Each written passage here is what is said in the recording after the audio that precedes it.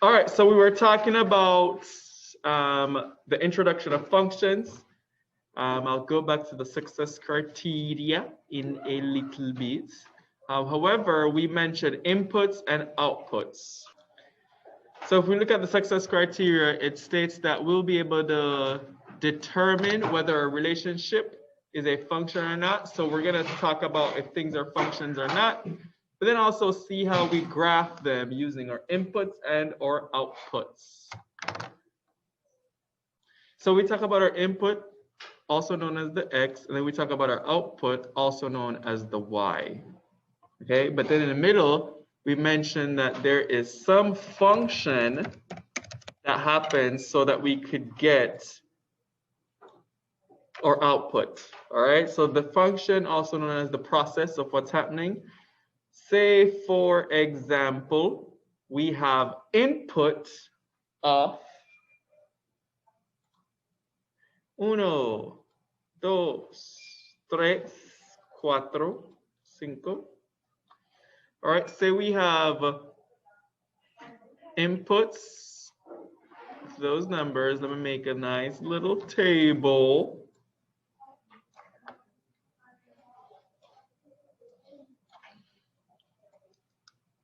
And then I say that our function is y equals 3x plus 2.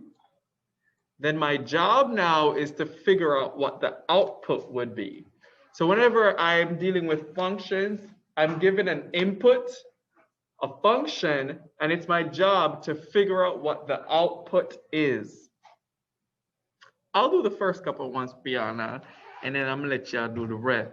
Okay, so with this first one, it's y equals 3x plus 2. So wherever, and the input is also known as x, right? So wherever x is, I'm going to substitute it for where x is. So this becomes y equals 3 times 1 plus 2, which gives me an answer of 5. So my input was 1. The process was this y equals 3x plus 2, which is the function. And then my output is 5. What would be the output for the second one? Or just walk me through it. So y equals, yes. And wherever x is, which is the input, I'm going to put 2, because the input is 2, plus 2. So my answer becomes what? Recording. So the answer is 8. So the input was 2, and the output is 8. We have y is equal to, the input is 3 this time, right? So wherever x is, I'll put 3 there. So it's 3 times 3 plus 2. Yes, that's right. So we do 3 times 3 is 9, and then we add 2, so the output is 11. Go ahead and finish the other two outputs where it's 4 and when it's 5. So whenever I solve this, I end up with outputs of 14 and 17. 14 and 17. So we have our inputs, we put it through the process or function, and then we ended up with an output.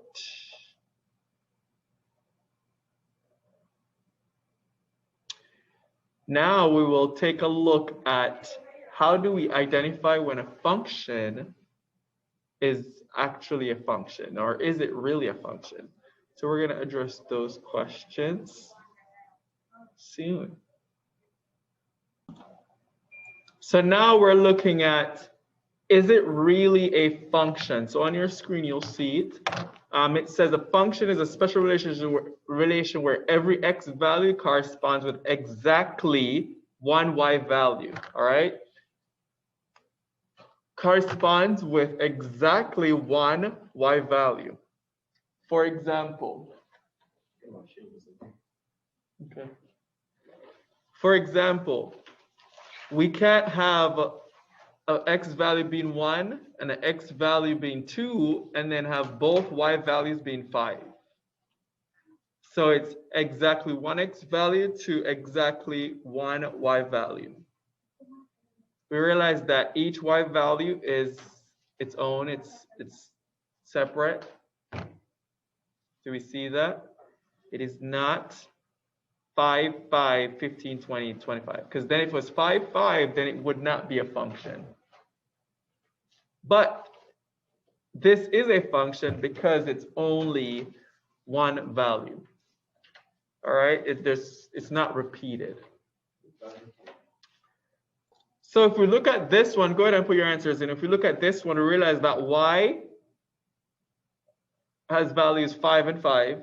5 is repeated, and 10 is also repeated. This is not a function because it's supposed to be exactly one x value with exactly, not exactly, but one x value with exactly one y value. All right, so we know that this is not a function. All right, so we could go ahead and answer that question. Would this one be a function? No, because the x value, they're two of the same.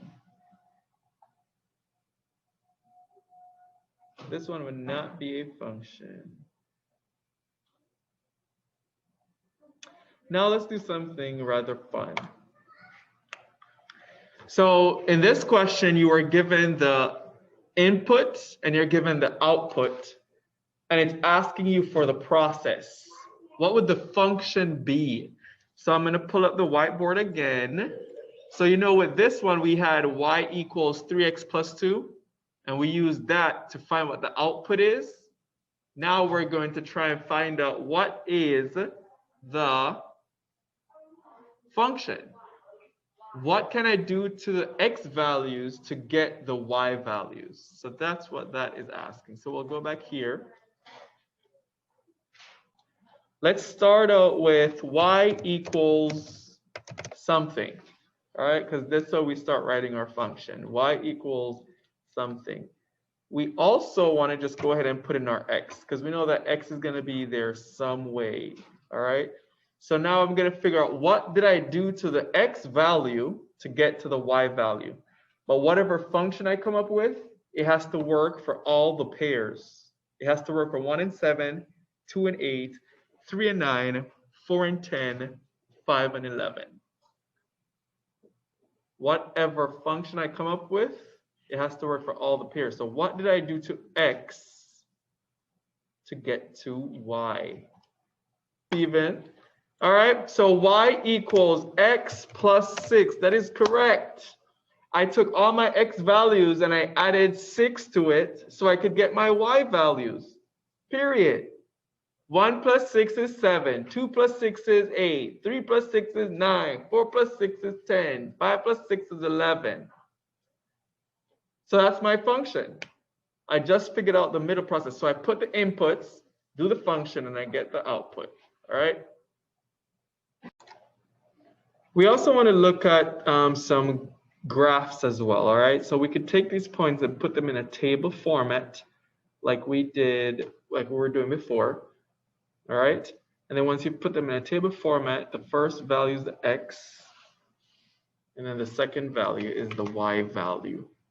So then we go through and we are going to try and figure out what's the function for this. What did I do to my x values to get to my y values? So I took my points from the graph and then I put it in on my table. All right, pardon this section right here. But I put it on my table and then I need to come up with what that function is based off what I did to my x value to get to my y value. So with this one, we could say y equals 2 times x plus 1.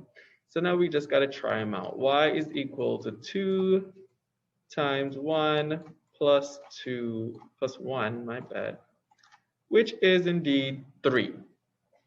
Then we do the next one. Y equals 2 times 2 plus 1, which is 5. Y equals 2 times 3 plus 1, which is 7. Y equals 2 times 4 plus 1, which is 9. And so forth. We're going to look at one more thing. We're going to talk about the vertical line test. We could use the vertical line test to test if a function is really a function or if it's not. So when we say the vertical line test, we're talking about using a vertical line, crossing it up, across a function. And if it goes across the function once, then that is an actual function. If it touches it twice, then it is not a function. I'm going to pull up my whiteboard right here so we could see what I'm talking about. Function, question mark. So we have a function that goes across like that. Now we're going to get our vertical line, and we're going to go from up to down, and we realize that it only crosses the function once at that point. So then yes, this green line is a function. All right. It could be a situation where we have a graph like that one. We're going to get our vertical line, cut it across. All right. And we could say it is a function because it only touches this graph once. We could have a situation though where the function is that shape.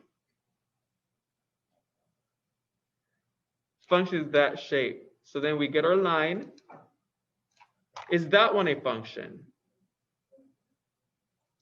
It touches the line twice. It goes across that line twice. So it's not a function.